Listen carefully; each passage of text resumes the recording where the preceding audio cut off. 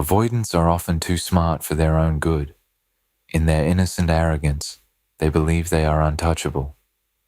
But this arrogance can be humbled when the avoidant learns a lesson. The lesson that arrives not when they're losing someone they care about, but after they've already lost them, after they've walked away, or pushed them away, or created the conditions that made leaving inevitable. After they've spent weeks, or months, or even years telling themselves they made the right choice, that they needed the freedom, that they're better off without the relationship, that the independence was worth more than the partnership. The devastation arrives when they finally understand what they actually lost. Not just a person, not just a relationship, but home, the feeling of home, the sense of being anchored and safe and known and accepted. The rare, irreplaceable experience of being with someone who sees all of you, the defended parts, the wounded parts, the difficult parts, and stays anyway, loves anyway, shows up consistently anyway. The avoidant spent the entire relationship running from the feeling of home because home felt like a cage, felt like being trapped, felt like losing themselves, felt like vulnerability that was too dangerous to sustain. They confused the discomfort of their own nervous system's fear response with something being wrong with the relationship.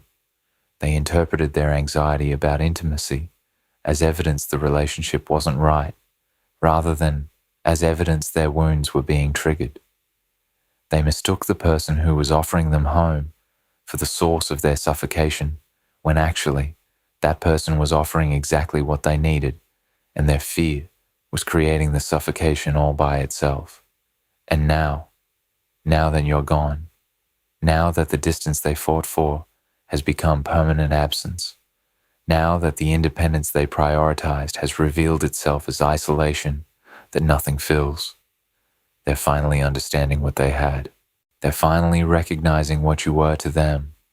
They're finally feeling the devastating truth that you weren't just someone they dated, or someone they had relationship with, or someone they cared about.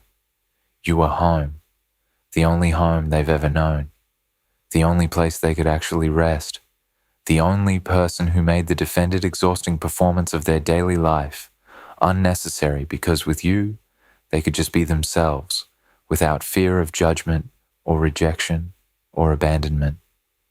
You were safety they'd been seeking their entire life without knowing they were seeking it. You were the secure base their attachment wounds had prevented them from recognizing or accepting when it was right in front of them, and the recognition arrives too late, after you've already grieved, after you've already healed enough to move forward, after you've already started building life that doesn't include them, after the possibility of return has closed or narrowed to point where getting you back would require transformation they're not capable of, or effort they don't know how to sustain. They're sitting in the apartment or the house or the life they built without you, the life that was supposed to feel free and expansive and right, and they're discovering it feels empty, hollow, wrong. Nothing feels right because the thing that made everything feel right is gone. You're gone, and home went with you. And they're the ones who destroyed it. They're the ones who couldn't recognize it while they had it. They're the ones who pushed away the exact thing their wounded self needed most. And now they're left with the brutal clarity that comes too late, the understanding that runs from home, that pushed away the person who was home, that sacrificed the only real safe harbor they've ever had, because their fear was more powerful than their wisdom. This is what I think is the ultimate consequence of the avoidance patterns. Not just losing a person, but losing home, and only understanding what home meant after it's already gone and irretrievable. And I think this realization, this devastating too late understanding, is actually what they deserved to experience all along. Not as punishment, not as revenge, but as natural consequence of refusing to do the work to recognize and honor and protect what was precious, while they still had the chance to keep it. What they're finally understanding about what you actually were to them and why this recognition arrives too late. The avoidant's belated understanding of what you meant to them isn't gradual dawning.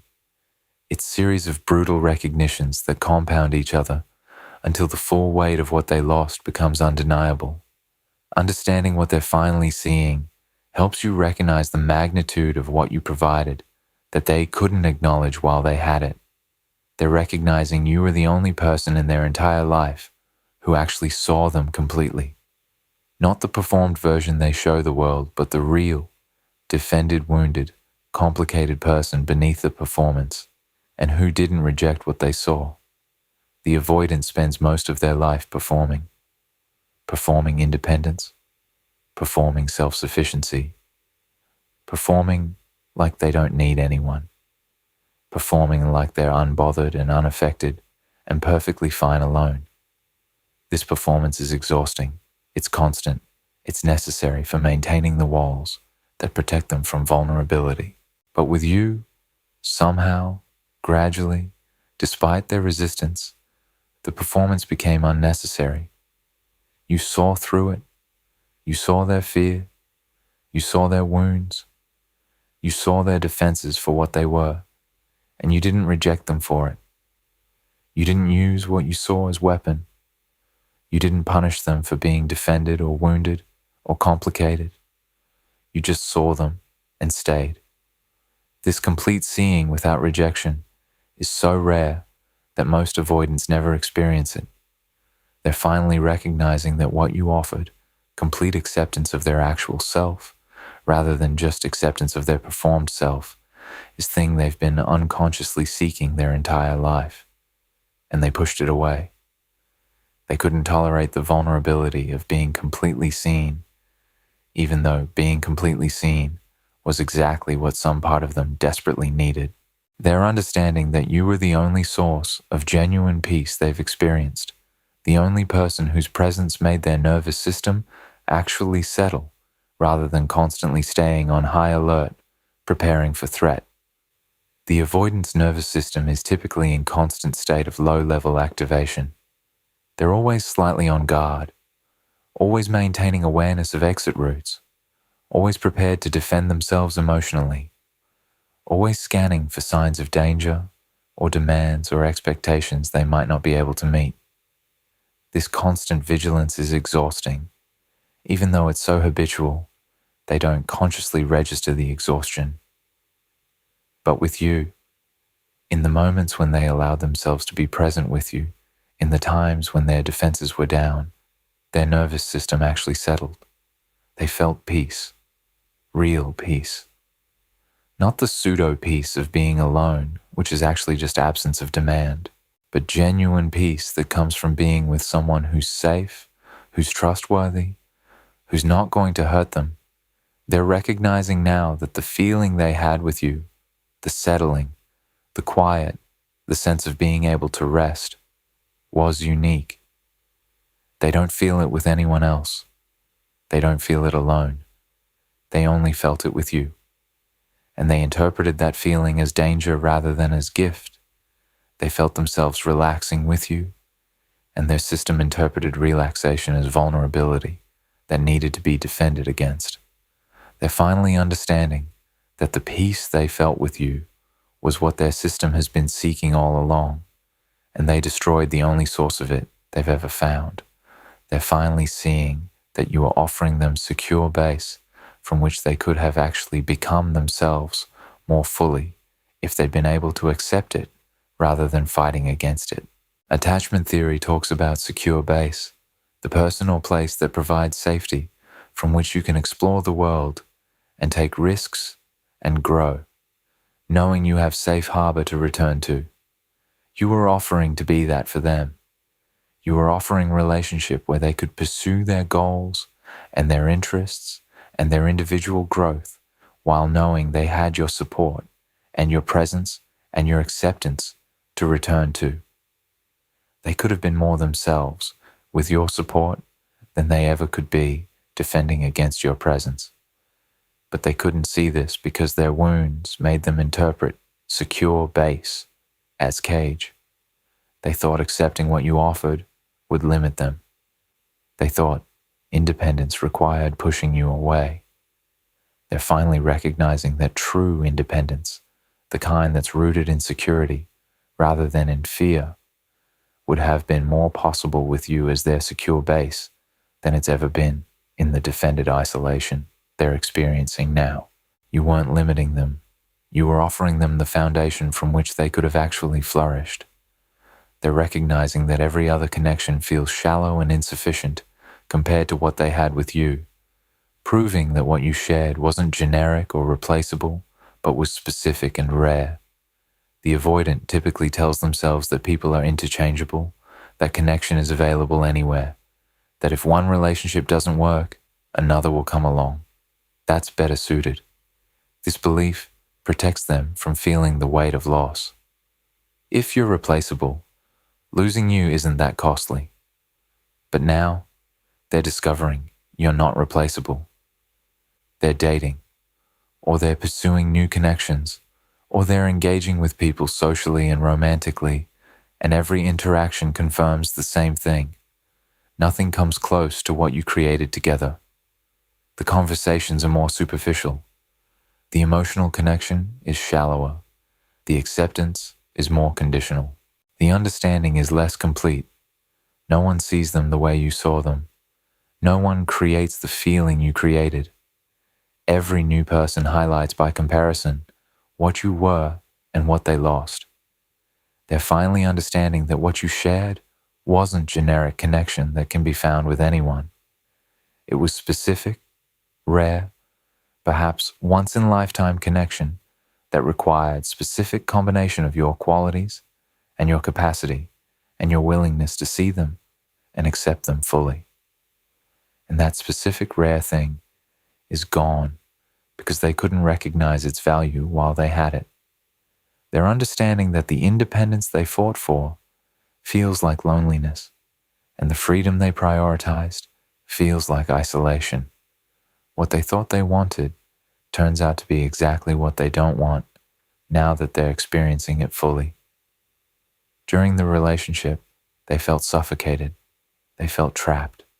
They felt like they needed space and freedom and independence. They fought for these things. They left to have these things, and now they have them completely. Total independence, total freedom. No one making demands. No one expecting anything. No one's needs to consider but their own. And it's not what they thought it would be. The independence feels lonely. The freedom feels empty. The space feels like void that nothing fills. They're waking up alone and it doesn't feel free. It feels isolated. They're making decisions without having to consider anyone else. And it doesn't feel liberating. It feels meaningless because there's no one who cares about the decisions or shares in the outcomes. They're finally understanding that what they were calling suffocation was actually intimacy. What they were calling being trapped was actually being loved. What they were calling loss of freedom was actually having someone who cared enough to want to be part of their life. The thing they fought against was the thing that gave their life meaning and texture and depth. And how their daily life now constantly reminds them that you are home and that home is gone. The avoidance recognition of what they lost isn't abstract. It manifests in concrete ways throughout their daily existence as they encounter constant reminders that life without you isn't just different, but is fundamentally lacking the thing that made life feel bearable. Understanding how this shows up helps you recognize the magnitude of their loss. They wake up in the morning, and the first feeling is absence, where your presence used to be. Not just missing you, but missing the feeling of waking up to something worth waking up for. Mornings were different when you were in their life. Even if you weren't living together, even if you weren't there every morning, the existence of the relationship created sense of waking up to something. Waking up to a person who cared about them. Waking up to connection that made the day feel meaningful. Waking up to feeling of being part of something larger than just themselves. Now they wake up and there's nothing. Just another day to get through. just more emptiness. The morning doesn't promise connection or meaning or any of the texture that relationship provided. This absence is the first feeling every single day. Reminder before they're even out of bed that home is gone, that the thing that made waking up feel okay is gone, that they're facing another day in the isolation they chose. They move through their day, accomplishing things, but nothing feels meaningful because the person they want to share accomplishments with isn't there anymore and never will be. They go to work, they complete tasks, they might even succeed at things, get promotion, complete project, achieve goals they set, but the achievements feel hollow because you're not there to share them with. During relationship, their successes felt meaningful, partly because you witnessed them, celebrated them, cared about them. Your pride in their achievements made the achievements matter in ways they didn't matter when they were just personal accomplishments. Now they're achieving things, and there's no one who cares in the deep way you cared. They might tell friends or family and get polite congratulations, but it's not the same. It doesn't create the feeling of being seen and valued the way your genuine investment created. They're discovering that success, without someone to share it with, is just task completion. It doesn't feed the soul the way shared success feeds the soul. And the person they want to share with is you, and you're gone. And that absence makes everything feel less meaningful than it used to feel.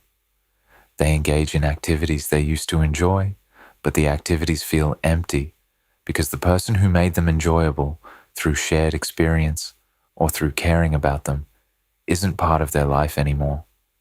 They do the things they always did, hobbies, interests, activities, but without you, the activities feel different.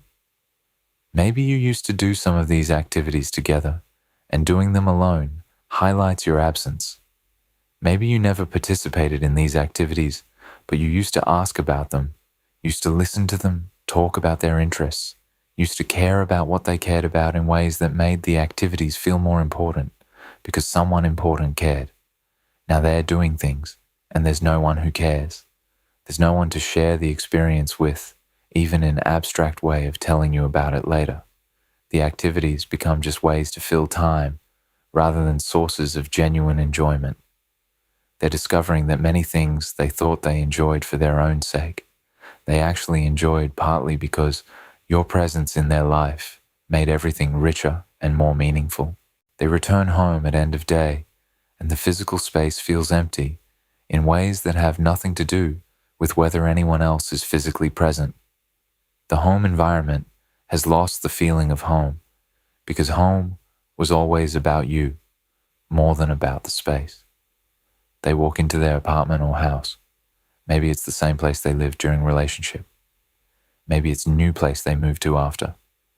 Either way, it doesn't feel like home. Home isn't just physical space. Home is feeling. Feeling of belonging, feeling of safety, feeling of being known and accepted, feeling of having place in world that's yours. You created that feeling. Your existence in their life made wherever they lived feel like home, because home was about coming back to you. Physically, if you lived together, emotionally, if you didn't. Now, they walk into space that should feel like home, and it just feels like building. Just walls and furniture and emptiness that no amount of decorating or changing or optimizing makes feel better. They're finally understanding that home was never about the space. Home was always about you, and taking you out of their life meant destroying home regardless of where they're physically living. They lie down to sleep, and the nighttime quiet that used to be peaceful is now just lonely. The absence is most acute when the day's distractions are gone, and they're alone with themselves. Nighttime is worst. During day they can stay busy, can distract themselves, can fill time with work and activities and engagement with world. But nighttime strips away all distraction. They're lying there in the dark, and there's nothing between them and the full weight of your absence. They think about you. They remember specific moments. They replay conversations. They imagine what you're doing now, whether you think about them, whether you've moved on. The loneliness is crushing in ways it wasn't crushing when they were with you, because when they were with you, even when they were alone in bed, they weren't fundamentally alone. They were part of something, connected to someone. They had you. Now they're alone in the most complete way, and the nighttime forces them to feel it fully, without the mercy of distraction. They encounter small things throughout the day that remind them of you, and each reminder is a fresh stab of recognition that these small things will never have you in them again. Song that was yours together, place you used to go, food you used to eat together, inside joke no one else understands, reference to something you shared, time of day when you used to talk. These reminders are constant. The world is full of things that connect back to you because you are integrated into their life so completely that you touched everything. Each reminder is painful, not just because it recalls good memory, but because it reinforces present loss. These things exist. These memories exist, but you don't exist in their life anymore. The reminders force them to experience over and over, throughout every single day, the reality that you're gone, that home is gone, that all the small things that used to connect them to you are now just triggers for pain about what they destroyed. Why understanding you are home doesn't mean they're capable of creating home, if given another chance. The avoidance recognition that you are home is significant. It means they finally see what they lost, finally understand what you provided, finally recognize the magnitude of their mistake. But recognition doesn't equal capacity, and understanding what they had doesn't mean they could sustain it if given another chance. Their nervous system would still interpret sustained intimacy as threat, even though their conscious mind now understands the value of what intimacy with you provided. The avoidance problem isn't intellectual understanding, it's nervous system response. Their conscious mind might now clearly see that you were home, that what you offered was valuable, that pushing you away was mistake. But their nervous system hasn't changed just because their understanding changed. If you returned, the relationship would progress back towards sustained intimacy. And when sustained intimacy is reached, their nervous system would respond the same way it responded before, with panic, with feeling of suffocation, with need to create distance. The recognition of your value doesn't rewire the deep biological responses that drove them away in the first place. They might recognize the panic as their issue now, rather than as your fault. They might understand their withdrawal is about their wounds, rather than about you being too much. But understanding where the panic comes from doesn't eliminate the panic, and the panic is what drives the behavior. Without sustained therapeutic work that addresses the nervous system level responses, not just the conscious understanding, the same patterns would emerge, even if they now consciously wish they wouldn't. The recognition that you are home might be motivated by loss, rather than by genuine transformation.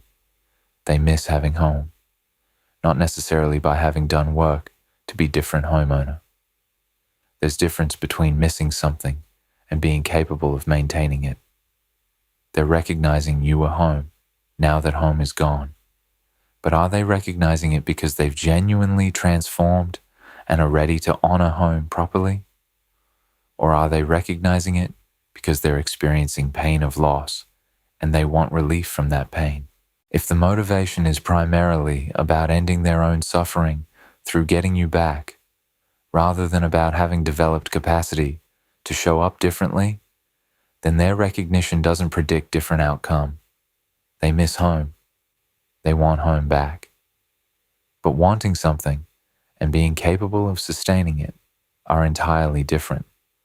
The recognition might be purely about their current discomfort, rather than about genuine readiness to be different partner than they were before. And if the motivation is pain relief, what happens when being in relationship with you triggers their old discomfort? They'll run again because the underlying patterns haven't been addressed. They're often confusing the nostalgic memory of home with the actual reality of what sustaining home would require if you gave them another chance. Memory is selective. They're remembering the good parts, the moments when they felt at peace with you, the connection that felt so right, the feeling of being accepted and understood, the times when the relationship felt like home. But they're not remembering or not giving sufficient weight to all the times when their patterns emerged, when they withdrew, when they pushed you away, when the intimacy triggered their panic and they created distance. They're not fully accounting for the work that sustaining home would require, the consistent presence even when presence feels uncomfortable, the vulnerability even when vulnerability feels dangerous, the staying engaged during conflict rather than withdrawing. Memory presents idealized version where home was all good feelings, without acknowledging that home also required things they couldn't give. If they returned, they'd be confronting not nostalgic memory, but actual reality of relationship that requires things their wounds make difficult. The nostalgic longing for home doesn't prepare them for the difficulty of actually maintaining home. Their wishing they never left doesn't address why they left. The fears and wounds that drove them away haven't been resolved just by recognizing the loss those fears and wounds created. They wish they'd never left. They wish they'd recognized what they had while they had it. They wish they'd been different. Wishing is real. The regret is genuine. But wishing doesn't address cause. They left because intimacy triggered their wounds. They left because vulnerability felt dangerous. They left because their nervous system perceived threat where no threat existed. These causes haven't been resolved by the leaving, by the loss, by the recognition of what they lost. The wishes are about wanting different outcome without having addressed the mechanisms that created the outcome they're now regretting. If they returned without doing the deep therapeutic work to address why they left, they'd eventually leave again because the same triggers would activate the same responses unless those responses have been fundamentally altered through sustained difficult work. Even if they've changed, you may have changed too. You've built new life, you've healed from what they put you through, and the person you are now might not want what you wanted from them when relationship was active. This is crucial recognition. Their recognition that you were home is based on who you were and what you provided. But you're not the same person anymore. You've been through loss. You've done healing work. You've built life without them. You've developed new patterns and new priorities, a new understanding of what you need and deserve. The person you are now might look at what they're offering and recognize it's not sufficient, even if it's improvement over what they were capable of before. The person you are now might have moved beyond needing them to recognize your value. You've already recognized it yourself. The person you are now might be building life that's so fulfilling that reintroducing them would be disruption rather than completion. Their wish that they never left is based on wanting to return to what was. But what was doesn't exist anymore because you've become someone different through the process of losing them and healing from the loss. They want to come home, but home isn't there anymore. Not because you're not there, but because you're not the same person you were when home existed. What their recognition means for you, and why it validates everything you knew all along. The avoidance belated understanding that you are home provides specific validation and closure for your experience, even if reconciliation never occurs or isn't what you choose. Understanding what their recognition means helps you complete your healing and move forward with certainty. Their recognition confirms you weren't imagining the depth or the significance or the potential of what existed between you. The connection was as real and as meaningful as you experienced it to be. Throughout relationship, and especially after it ended, you might have doubted your perception. Maybe you overestimated what existed. Maybe you were more invested than they were. Maybe the connection wasn't actually as special as you felt it was. Maybe you were delusional about the potential. Their recognition, specifically their recognition that you were home, not just someone they dated, but actual home, confirms your perception was accurate. The connection was deep. The significance was real. The potential wasn't fantasy. You weren't too invested. You were appropriately invested in something genuinely rare and valuable. This confirmation validates your experience and eliminates the self-doubt that often lingers after relationships with avoidance end. You were right about everything. The relationship was what you thought it was. They just weren't capable of recognizing or sustaining it while they had it. It proves that the problem was never your worth or your adequacy, but was always their capacity. You were offering something precious, and they were incapable of receiving it properly. You might have internalized the relationship ending as evidence you weren't enough, weren't patient enough, weren't understanding enough, weren't attractive enough, weren't valuable enough to make them want to stay. Their recognition destroys this false narrative. You are offering home. Home is the most valuable thing a person can offer to another person.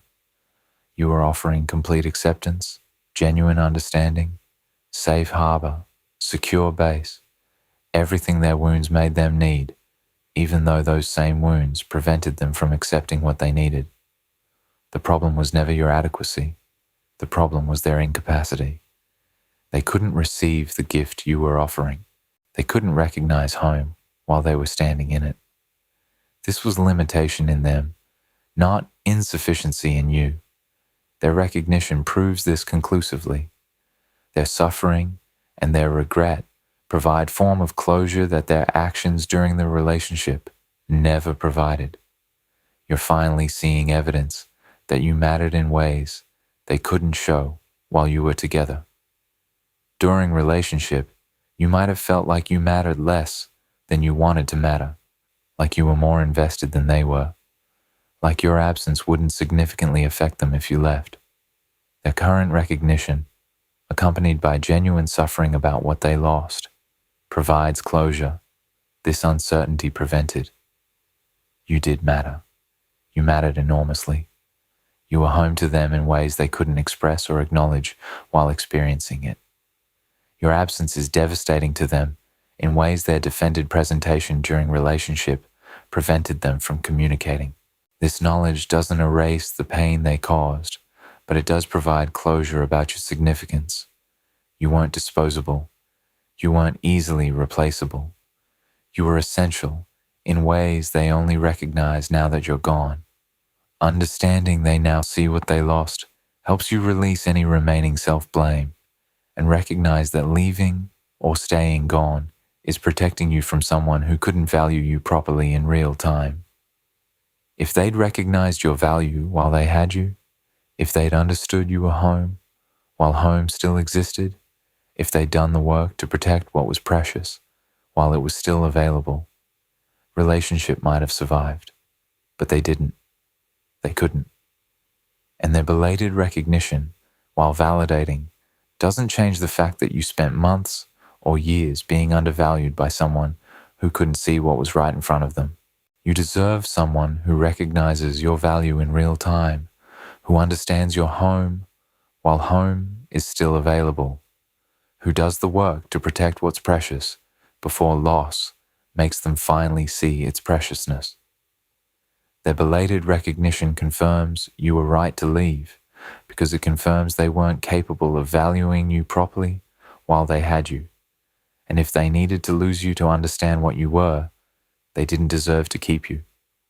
The most powerful response is continuing to be home for yourself in ways you tried to be home for them, creating for yourself the safety, acceptance, and belonging you offered them, but they couldn't receive. You know what home feels like because you created it. You created it for them, even though they couldn't accept it. Now create it for yourself. Be the safe harbor for yourself. Accept yourself completely the way you accepted them. Build life where you belong, where you're known, where you're valued. Become your own home. This is more powerful than being home for someone else, because it's home that cannot be destroyed by another person's incapacity, or fear, or patterns. You are home to them. They couldn't recognize it.